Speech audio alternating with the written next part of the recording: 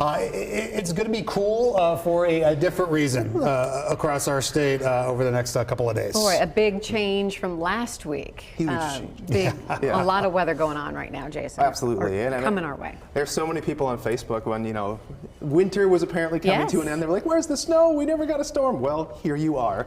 This is going to be your system. You did this. Exactly. You can see, though, as we trek our way into the next 24 hours, those winds are really going to start to pick up. So by tomorrow night, we won't have seen much as far as snow goes, though we will have picked up on some rain. You can see that snow is going to start to the north a little bit earlier, but watch the visibilities and the wind speeds as we start to pick up snow. We're at 1/10 of an inch in the metro by midnight Wednesday, and we grow on that. Not even an inch is down, but with 47-mile-per-hour wind gusts, our visibility is next to nothing. So I've had a lot of people ask me, how much snow are we going to get out of this?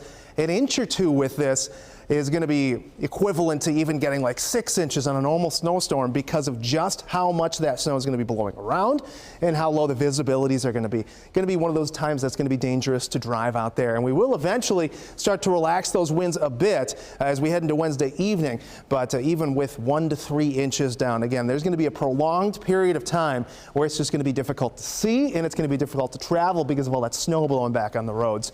We've got rain out there to the southwest right now, and we're going to continue to see more of that moisture push its way on in. Right now, though, much of the state just overcast, and this system's truly going to bring it all in for us. We've got chances for isolated thunderstorms out there to the west as we head into the overnight. Wouldn't doubt we see some of those strong and maybe even weaker and severe storms capable of pumping out hail around a ½ inch to an inch or so. That line starts to depart, and then we bring in another wave of moisture from the south, and you can see just how strong this is, and starting to pull in some colder air on the backside of the system, and that is going to mean snow marching its way across the state. You can see the wind gusts in excess of 50 miles per hour as this pushes through.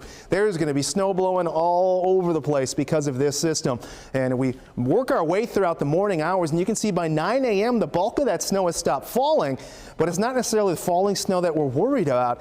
It's the snow that has fallen continuing to be blown around by those strong winds. Thankfully, those winds finally take a break as we head in towards your later afternoon, early evening time frame. As far as how much rain you can expect, by 6 p.m. Tuesday, we're at a ½ inch to an inch. We'll watch what happens. Just explodes as we head into the day on Wednesday with 1 to 2 inches fairly widespread across the state.